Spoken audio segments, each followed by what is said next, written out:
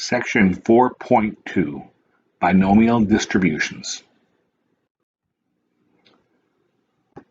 A binomial experiment means we only have two outcomes. That's where the word bi comes from, binomial. Heads or tails, pass or fail, yes or no. There are some prerequisites for this, and you're going to see how we use this in several examples that are upcoming. We have a finite number of trials. Let's suppose we're going to flip a coin 5 times. Well, that is the number of trials, 5. There's only two outcomes, success or failure. Keep in mind, we roll a die. We could say success is rolling a 1, failure is not rolling a 1. It'd be 2, 3, 4, 5, or 6. So it's not just heads or tails, or rolls a head, rolls a tails. It could be multiple results, but we only got to consider certain results successes, certain results failures. The probability of success is the same for each individual trial. In other words, there is a 1 out of 6 chance rolling a 1, 1 out of 6 chance second time rolling a 1, 1 out of 6 chance rolling a third time. And you're going to see these numbers in the coming weeks in our formulas we're using. N equals number of trials. P is the probability of success. Q is 1 minus P, which is the probability of failure. So if I had a probability of success of 0.9, my Q would be 1 minus 0.9, which is 0.1. And then X itself is the number of successes. Now let's look at this here. Let's suppose we're talking about a certain type of surgery, let's say knee surgery. A certain surgery has 85% success, and that's 85% success each time. The physician performs 8 surgeries. Is this a binomial experiment? Well, we've got a fixed number of trials, it's 8. And however the surgeon does on the first patient is independent of what happens to the second patient, is independent of what happens to the third patient. And either there's two outcomes, success or failure in terms of the surgery.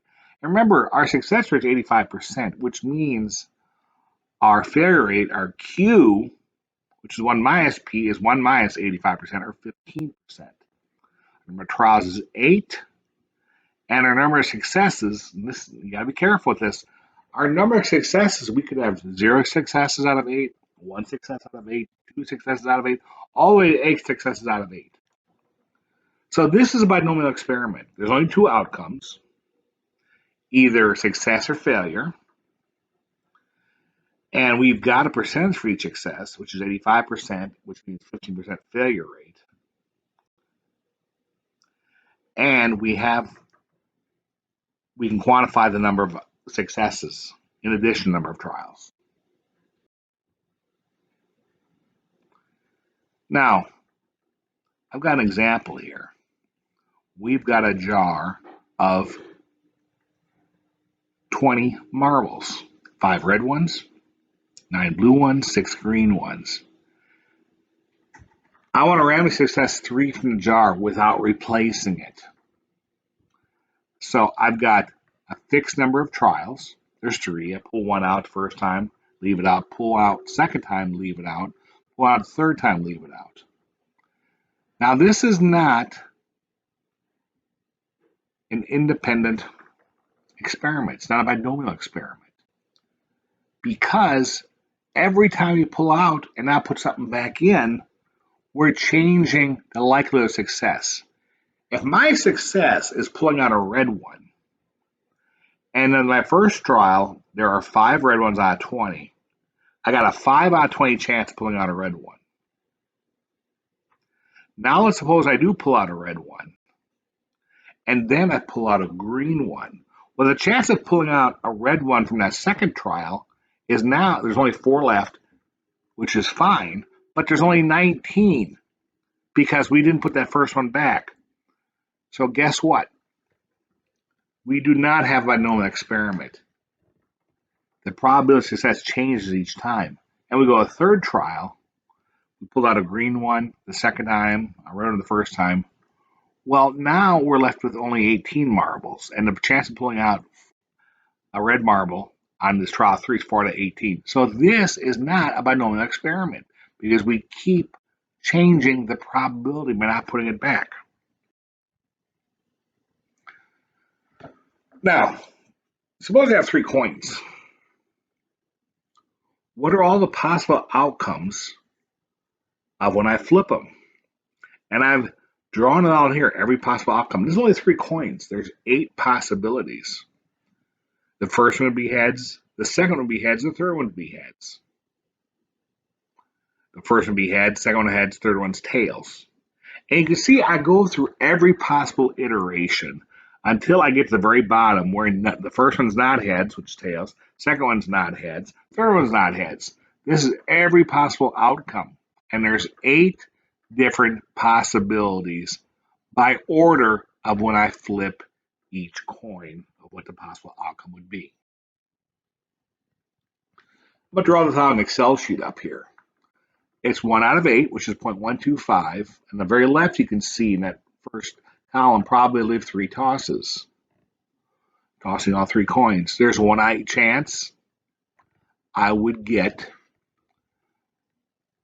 heads all 3 times. That's 3 out of 3. That's 3 out of 3. Probability number of tosses versus number of pennies. Well, that is success of heads is 0.125. Now, on the second time, what I've got here is, if you remember, first and second one are heads, third one's tails. That's 2 out of 3, which is 0.67. 0.67 times 1 out of 8 possibilities, 0.083. The third one is where the middle one is tails. Got 2 out of 3. And then the fourth one is where the first one's tails, second, third ones are heads.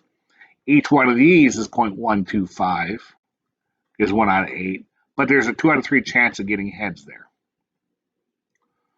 Now what if I only get 1 penny it's heads, 2 are tails? It's a 1 out of 8 chance times 1 out of 3. And it could be the first penny, second penny, or third penny, but each one of those is 0.125 times 0.33. It's a 0.042. Now, what's interesting is that my success of heads, all these iterations, when I add all those up, is 0.5, which you'd expect. 50% heads. Same, and be 50% tails. Now, what gets interesting here is you can see I got an outcome. 3 pennies, 2 pennies, 2 pennies, 2 pennies, 1 penny, 1 penny, 1 penny, 0 pennies. I'm not talking about order here. I'm just talking about outcomes.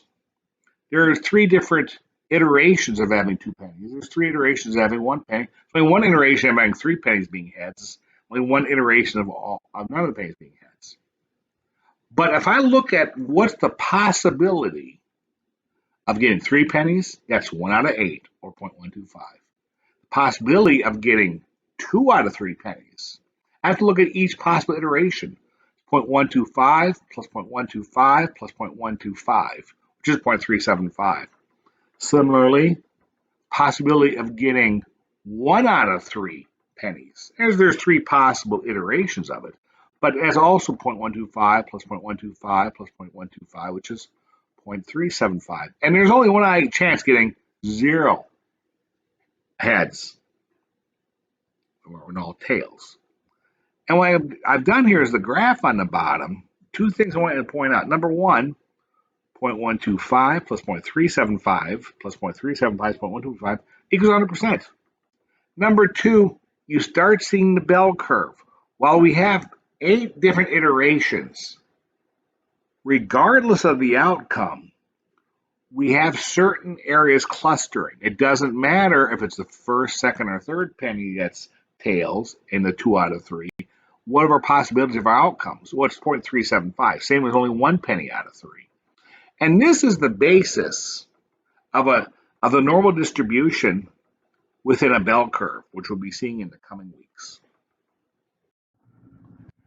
Now, as you can see from the previous slide, it took some work to determine, just with 3 coins, what are all the possibilities for heads or tails. And this gets pretty complicated. We were talking about the surgeries before, especially when you have multiple numbers, multiple iterations. So what we use is binomial probability formula. And really what we're doing here is this also is a modification of the drawing a tree diagram and the multiplication rules we talked about before. I'm going to go through this. The probability for any individual outcome, that's what this P of X is right here, is equal to number of combinations, that's it's a C, and this is number of trials, the N over number of X, and these are just placeholders, times this is the probability of success, and then this is the probability of failure. And that's why I have the N minus X. But really, this is not a formula. This is a placeholder. The formula is right here. And what it basically states is in the numerator, we've got N, that's number of trials. The explanation point is a factorial. And a factorial means, let's suppose I have 3 factorial, whatever my N is. That's equal to 3 times 2 times 1, which is 6. If I have 5 factorial, and forgive my poor writing here, 5 factorial, that equals 5 times 4 times 3 times 2 times 1 times 4 times 3 times 2 times 1. And that equals 120, actually. These numbers get pretty big pretty fast. And this is, I'll show you how to use a calculator on these in class. Now, so we're looking at the formula here. And we've got a factorial. So it's number of trials factorial in the numerator over number of trials minus number of successes, N minus X factorial, times number of successes factorial. Then times the probability of success times the probability of failure. So this is really the formula right here, and it's not difficult. It's a step-by-step procedure, and I would advise you that you find out what your N is, your X, your P, and your Q for a select number of trials, and then we just plug and chug and put it in there. Plug in the numbers, chug out an answer. Now, we were talking about surgery. Here's one right here. Rotator cuff surgery has a 90% chance of being successful. It's for the shoulder. A doctor performs surgery on 3 patients. Find the probability of the surgery being successful on exactly 2 patients. So let's reiterate here. We know it's binomial because however the doctor does in patient 1 is independent on how he does on patient 2, or she does in patient 2, or how he or she does in patient 3. And the doctor has a 90% success rate with each individual patient. We have 3 trials. So N equals 3.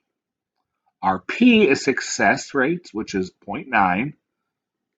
Our Q is 1 minus my P, which is 1 minus 0.9, is 0.1.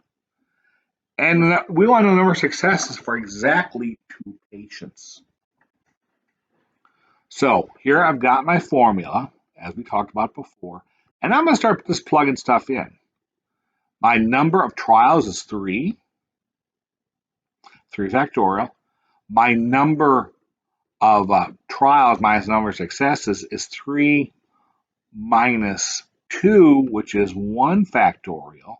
My number of successes is exactly 2. And then I want you to be careful here.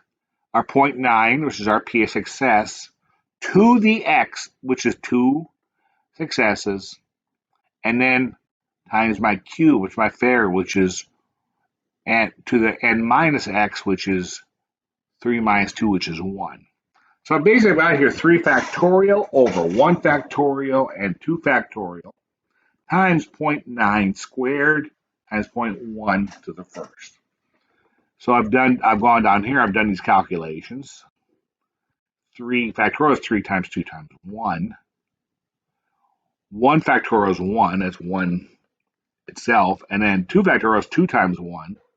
So that is 3 times 2 times 1, which is 6, and then 1 times 2. And I got 6 over 2 here, which is also 3. Now let's look at our success and failure components.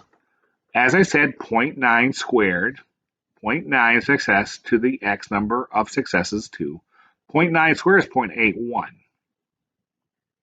So that goes down, that goes here. 0.1 to the 1, anything to the first is itself, so it's 0.1. So I've got 0.81, 0.1. Now I multiply 3 times 0.81 times 0.1. I get 0.243.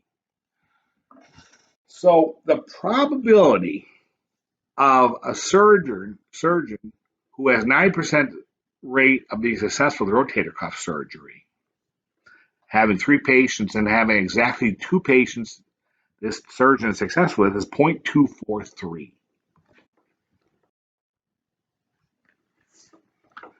There's another one. Let's see if this is binomial. In a survey, U.S. adults were asked to identify which media platforms they use primarily. The results are shown below. 6 adults are randomly selected and asked to use Facebook. Constructed binomial distribution of numbers adults who responded yes. Which social media platform do they use primarily? Now, there are 5 different social media platforms here: Facebook, Instagram, Pinterest, LinkedIn, Twitter. We're talking about success is the likelihood of using Facebook if they said yes to Facebook. And by the way, the reason this adds up to more than 100% is a person could answer yes on Facebook and Instagram, or on Instagram and Pinterest and LinkedIn. But we're looking at people who have just said yes to Facebook. So the success rate is 0.68, which is my P. My Q is 1 minus P, which is 1 minus 0.8, or 0.32. Those that didn't choose Facebook. And this is a binomial experiment. There's only 2 outcomes: success or failure. Chose Facebook, not chose Facebook. We want to know, we have a number of trials is 6. And what's the probability by different numbers of people who said yes? And there's 6 possibilities. 0 out of the 6 could say they use Facebook. 1 out of 6 could say this. 2 out of 6, all the way to 6 out of 6. And this is where we're going to use the binomial formula and calculate this. Now, this looks a little scary. I just want to go through one of these here, but I'm going to show you something here. I want to know number of successes. This is all the possibilities. This is our same formula as before. Here's my number of trials. Here's my number of successes. Here is my probability of success, my probability of failure. And remember, this is a number of successes, and the power is number of trials minus successes. And we're going to use Excel here. And use Excel, it's much easier to calculate. Now, I'm not going to go through every one of these. I'm going to go through the first one here, show how I got these numbers. Here's my formula down here. I've just put it right here. And you can see that C of sub n C x equals the formula, which is all we're looking at here. So my number of trials is 6. So it's n factorial, which is 6 factorial. And that's 6 times 4 times 3 times 2 times 1, which is 720. And then in the denominator, I've got 6 number of trials minus how many successes? 0 successes in this case. So it's 6 minus 0 times how many successes? 0. Now be careful here, because this is one of those unique math rules. 0 factorial is equal to 1. 1 factorial is also equal to 1. But if you see a 0 factorial, that is equal to 1, not 0. So when I look at this, I'm in the numerator, I've got 6 times 5 times 4 times 3 times 2 times 1 over 6 times 5 times 4 times 3 times 2 times 1 times 1. Well, that's just itself. This is 1, and this all becomes 1 right here. So now my possibility, my P, my possibility, this part of the formula right here before the P of x. P of x is 0.68. 68 to the 0. There's 0 successes. That x is 0. Anything to the 0, as we also know, is 1. Probability of failure. That's my q to the n minus x, as I've got right here.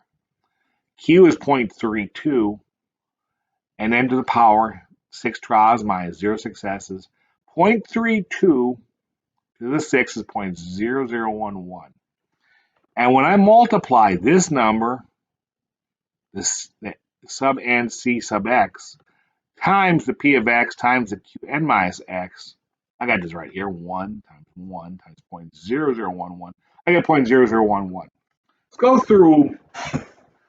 Let's go through 3 successes here. So on the numerator, I've got there are 6 trials, same as before, and that's 720, as I told you. Every time it's going to be 720. But then I've got number of trials minus number of successes, and this was 3 successes. So it's 6 minus 3, which is 3 factorial, which is 3 times 2 times 1.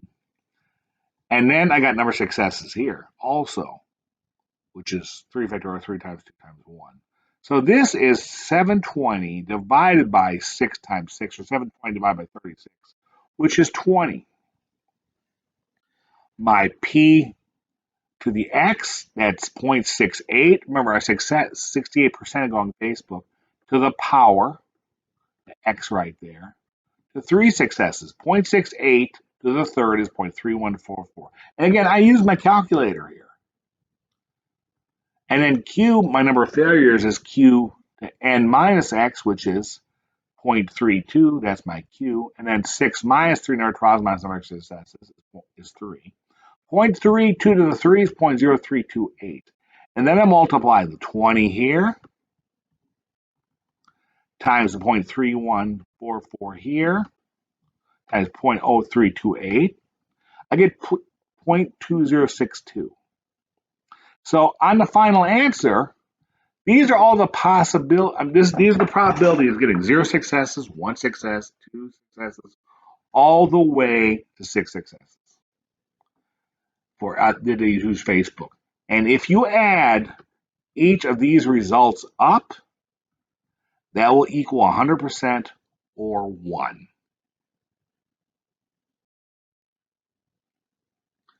Here's another one here, and I won't go through every one of these.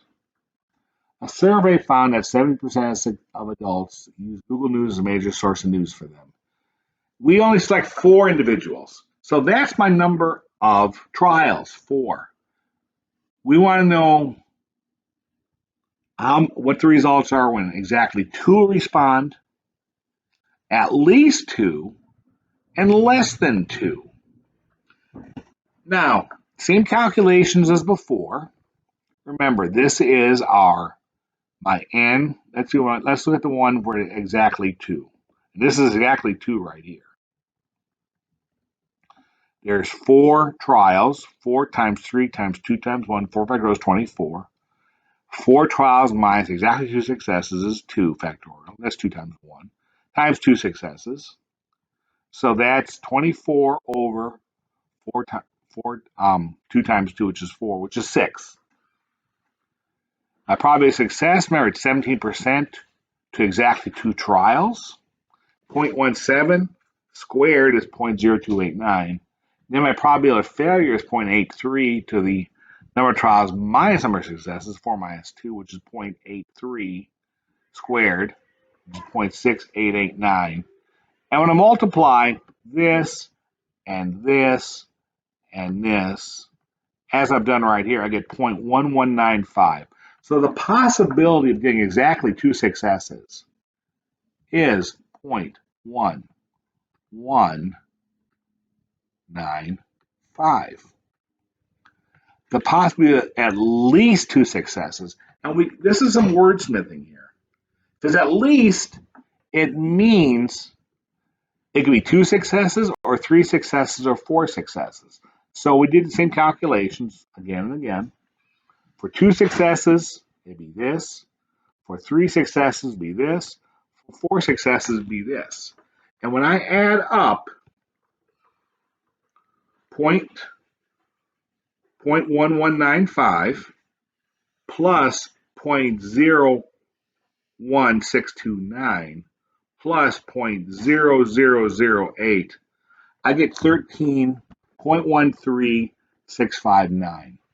So it'd be at least, if it's at least two responses, which means 2 or 3 or 4, 1, 3, 6, 5, 9. And then less than 2. Now, less than 2, keep in mind, well, here's 2 right here. So, as I stated, and this is at least 2 right here. And less than 2 would be 0 successes or 1 success.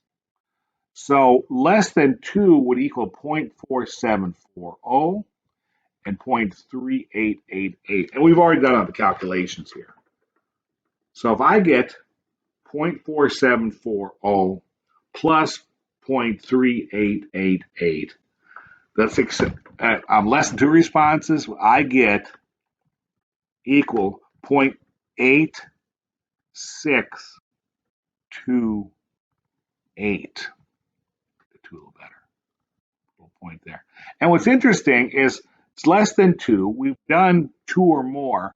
So I got 0.8628 for less than 2 and 0.13659 for 2 or greater. So these are all the possibilities. If I add 0.8628 plus 0.13659, I get 100% or 1. So all the possibilities should always equal 1.0, or 100%.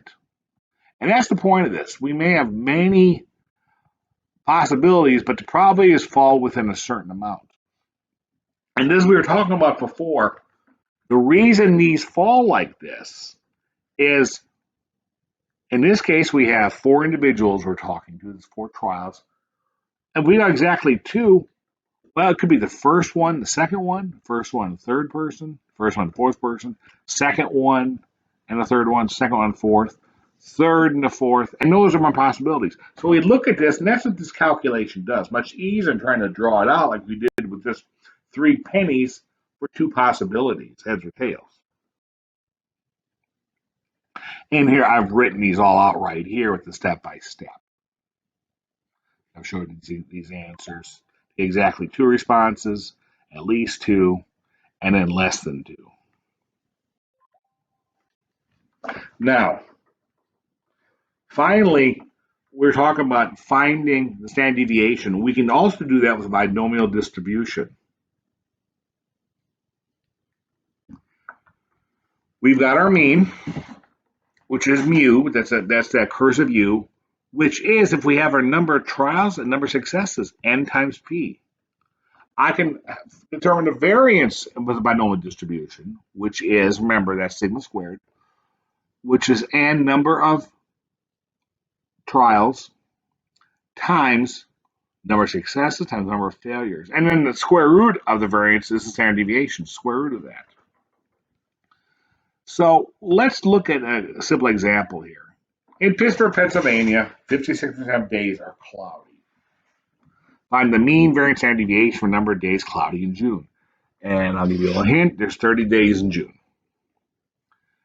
Number of cloudy days is our successes. We don't call that a success.